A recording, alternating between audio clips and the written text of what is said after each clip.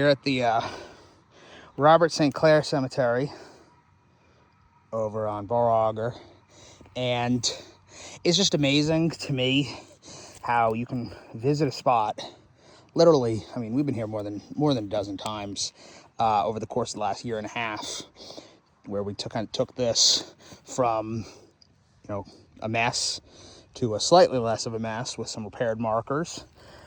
In the process, and we had some videos of it, we located this, the pieces of this marker here belonging to the patriarch, Robert St Clair. The light is not great right now, but if you look really close, you can see RS, June 1827, and that all lines up. And, we took those pieces home maybe a month and a half ago, kind of holding out hope that we would find that missing chunk. We didn't. So we kind of put it back together. There was three or four pieces. You can see here was a joint, here was another joint. And we brought it here, and one of the big problems, one of the big questions that I've kind of struggled with, during this process is, where do we put it? Obviously, like I said, a piece found there, might have been a stray piece somewhere over there, and then another piece here. Well, as we walked the cemetery just now, every time I come here, I kind of eyeball these, because these are obviously been displaced. There are pieces of some. A good number of these markers were sheared off, probably from bush hogging at some point.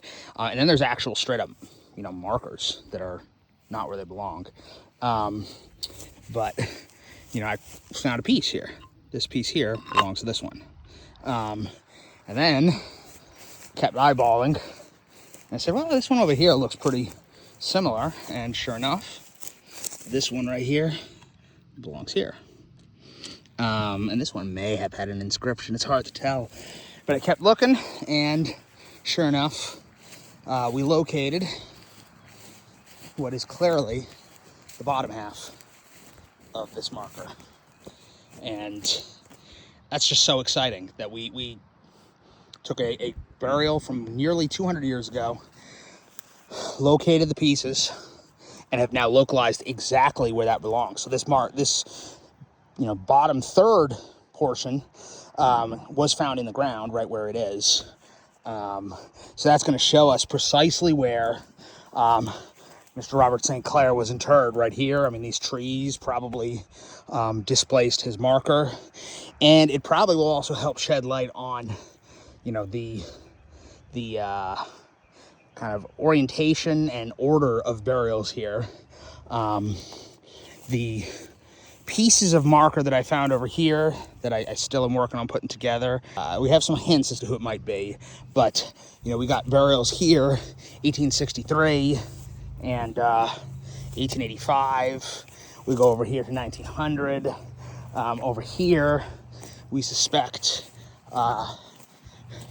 this one here, Elizabeth Kuhn, is a daughter of the folks over there, and she died, say, May 1891, and I believe that these are some Kuhn children here, 2 or 3 burials right here, which extend back into the 1860s.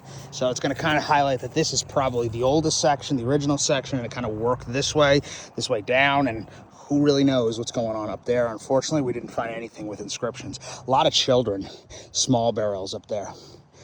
But anyways, this was highly unexpected, but again, it just kind of highlights that, you can come to a spot one time, and there's no chance you can kind of get a full understanding that it took many visits, a heck of a lot of probing and research, probing both in the ground physically and probing in the books to kind of piece together some of the questions here. So again, Robert St. Clair, June 1827, and he would have been right here.